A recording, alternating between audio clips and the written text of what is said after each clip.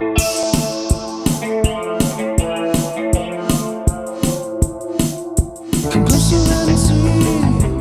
again, you've just watched me play The Cure's A Forest, a classic track from 1980, which was actually recorded using piezo microphones, which gave this track a very interesting, dry, dead character, because the piezo mics just pick up the actual snap of the drum themselves with no room sound. So it gives you an eerie, dry drum sound, which I've tried to reproduce on the TD-30 kit, which was a lot of fun.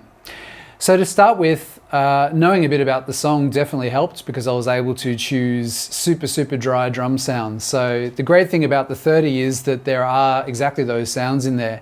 The bass drum, the snare, and then the hi-hat, which I actually used the CR78 drum machine sound for.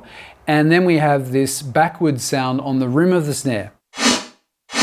So when I actually play that on the offbeat just before the snare, it gives this sucking sort of sound like there is on the recording.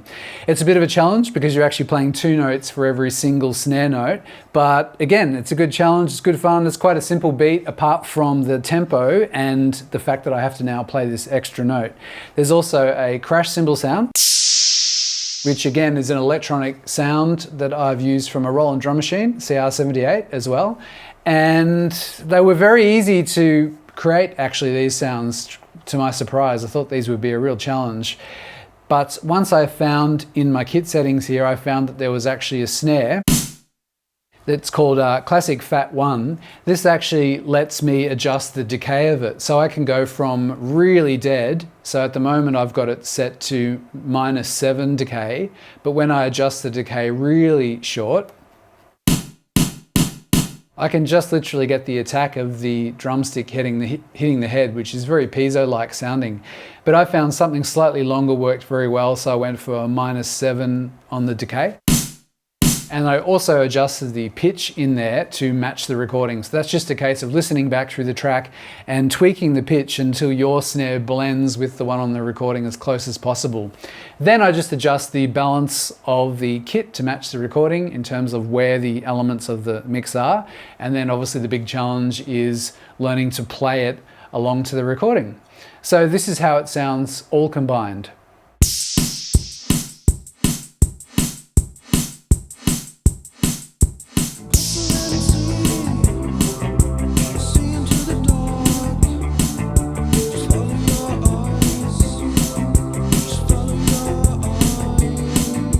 So thanks for watching how I created the A Forest patch for the TD-30 kit.